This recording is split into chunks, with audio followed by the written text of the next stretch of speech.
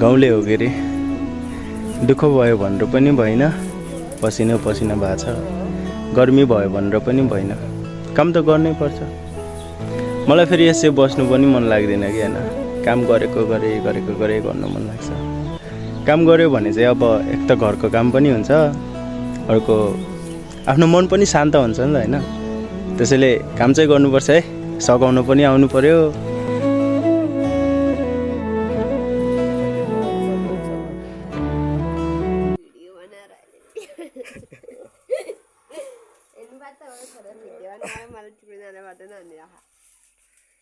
ओ टिपिरहनु भएको है पुन्टे मामुले